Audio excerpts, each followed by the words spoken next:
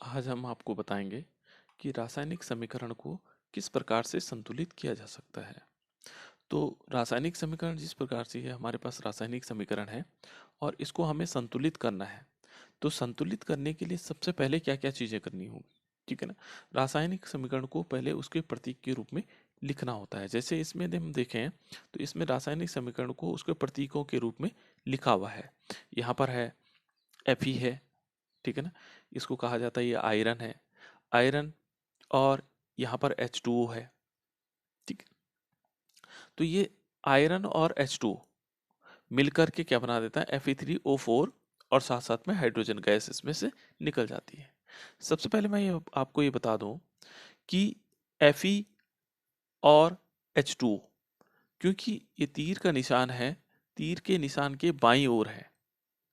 तो बाईं ओर होने का मतलब ये हुआ कि जब ये दोनों बाईं ओर हैं तो ये दोनों अभिकारक हैं, इनको हम अभिकारक कहा जाता है। और जो इस तीर के निशान के दाईं ओर हैं वो क्या कहलाएंगे, उत्पाद या प्रोडक्ट कहलाएंगे। इसको हम रिएक्टेंट कहते हैं। ये हमारे पास रिएक्टेंट है और ये प्रोडक्ट है। अब रासायनिक समीकरण को संतुलित कैसे करते हैं, तो यहाँ पर है कि जो अविकारक अणुओं में जितने क्या हैं, तत्व हैं, उतने ही तत्व किसमें होने चाहिए, उत्पाद में होने चाहिए। जैसे यहाँ पर यदि हम देखें Fe यहाँ पर एक है और यहाँ पर यदि हम देखेंगे तो Fe के तीन अणु, तीन एटम है। यहाँ पर हाइड्रोजन यदि देखें दो हैं तो दो यहाँ पर है, और ऑक्सीजन यहाँ पर एक है और यहाँ पर चार है। तो पहले हमें क्या करना पड़ेगा, इनके द्रव्यमानों को बराबर करने को ही हम रासायनिक समीकरण को संतुलित करना कहते हैं, ठीक है ना। तो यदि हम इसमें देखें तो पहला चरण क्या है इसका, सबसे पहले क्या काम करना होता है कि जब हमें रासायनिक समीकरण को संतुलित करना होता है तो इन प्रत्येक यौगिक के चारों ओर, ये यौगिक है Fe, ठीक है ना, Fe के चारों ओर एक क्या बनाना है, बॉक्स बनाना है। ये हमने बॉक्स बना दिया। इसमें H2O एक अपना यौगिक है, इसके चारों ओर एक बॉक्स बना दिया, ठीक है ना। ये बॉक्स जैसे कंप्लीट हो जाएगा, इसी प्रकार से इसमें भी हमने क्या किया, उसके चारों ओर एक बॉक्स बना दिया। हाइड्रोजन में बॉक्स बना दिया।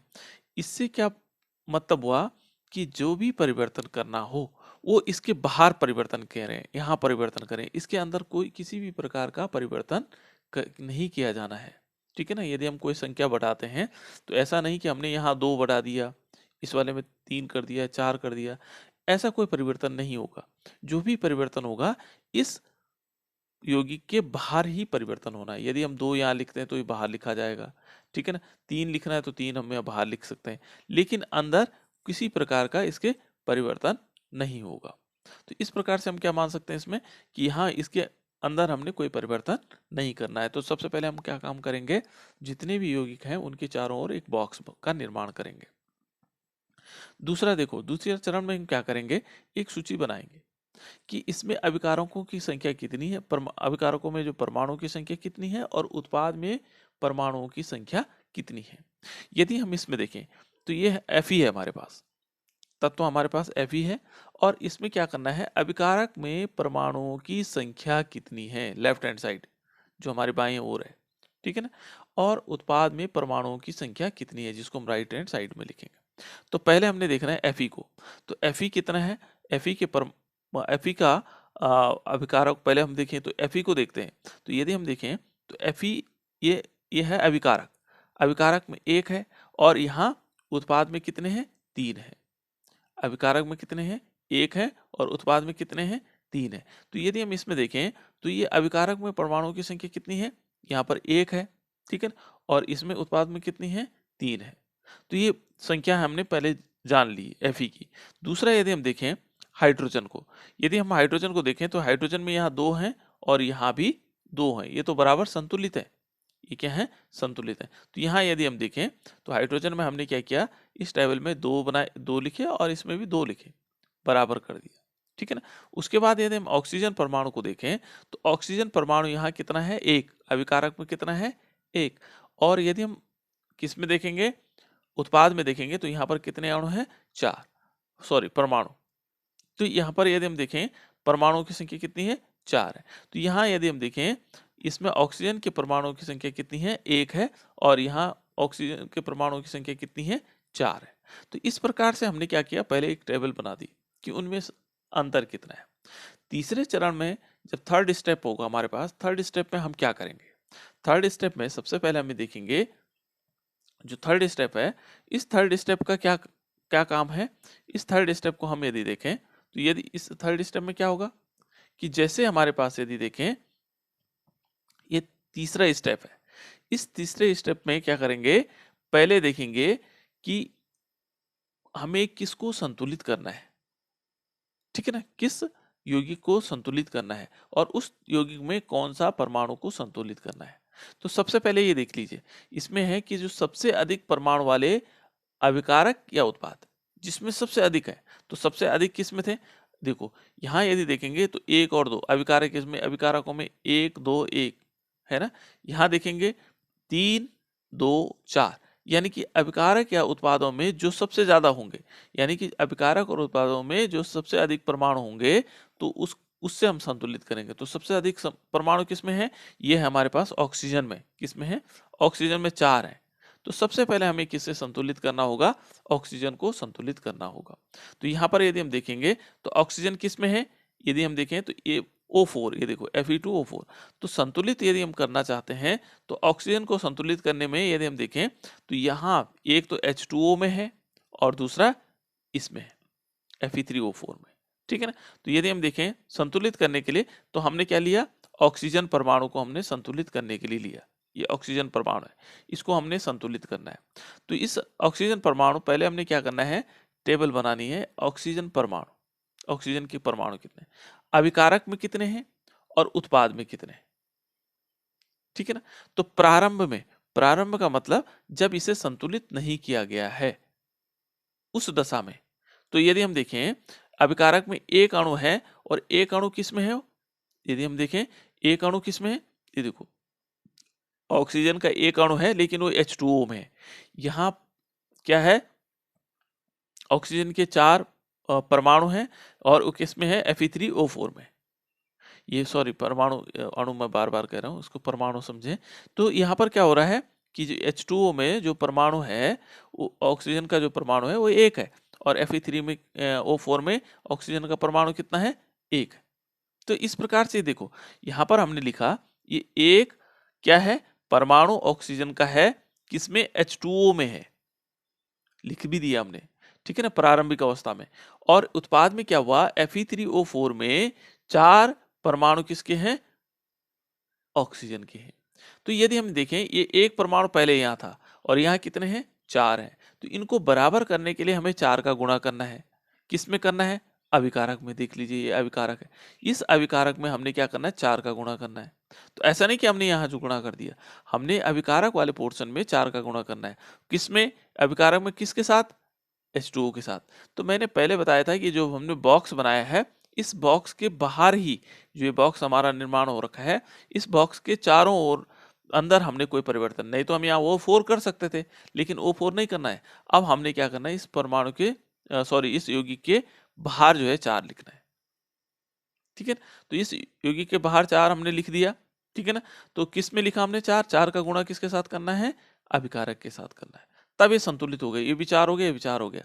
तो अब हमने क्या किया, यहाँ 4 लिखने से क्या हुआ, ये ध्यान रखना है कि 4 लिखने से इस हाइड्रोजन जो H2 था, इसकी संख्या 8 हो गई। अब ऑक्सीजन की संख्या 4 हो गई।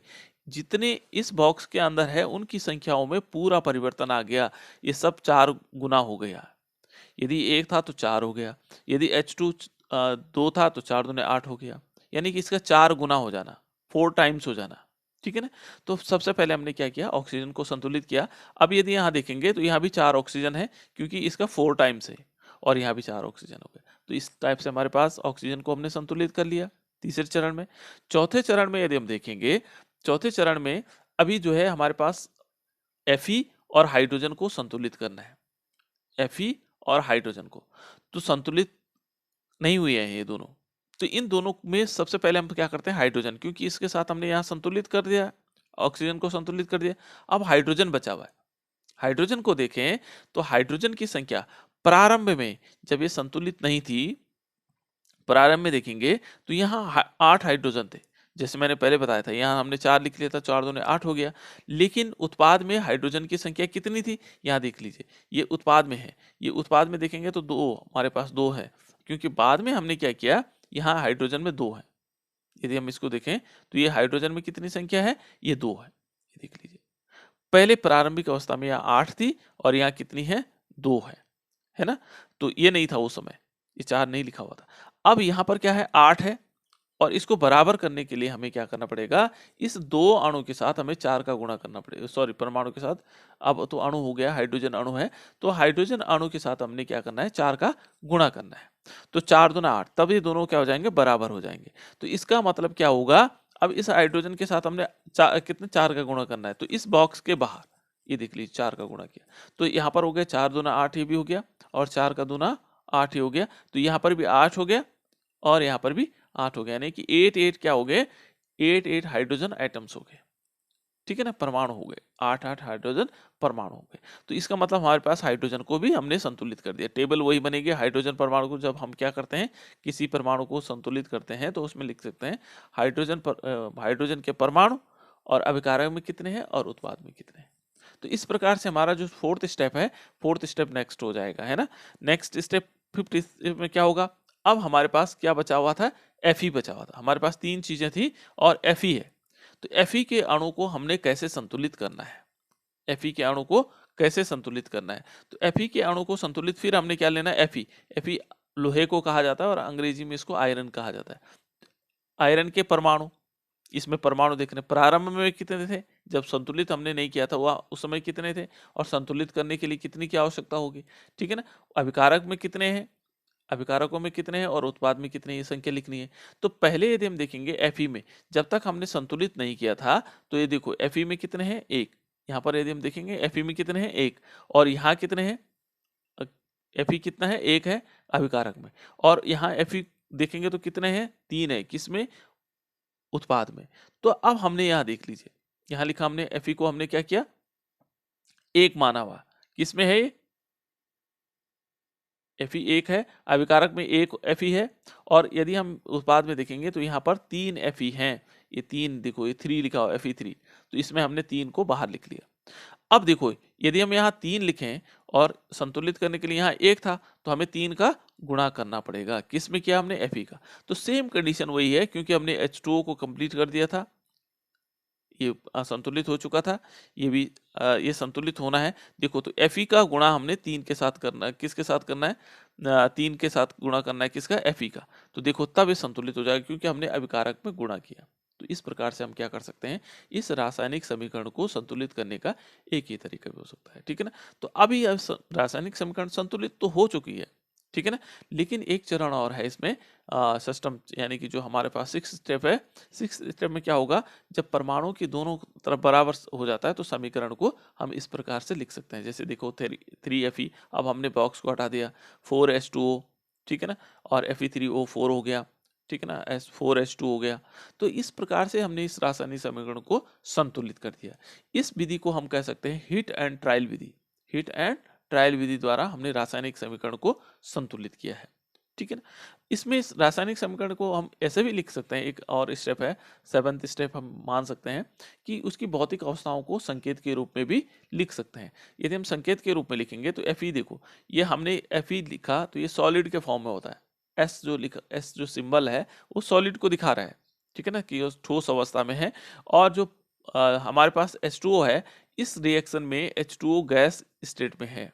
ध्यान रखना, H2O तीनों स्टेट में हो सकता है, सॉलिड भी हो सकता है, लिक्विड भी हो सकता है, और गैसेस में। लेकिन यहाँ पर वो गैस फॉर्म में है, ठीक है ना, इसलिए वो गैस अवस्था में है, इसलिए हम G लिख रहे हैं।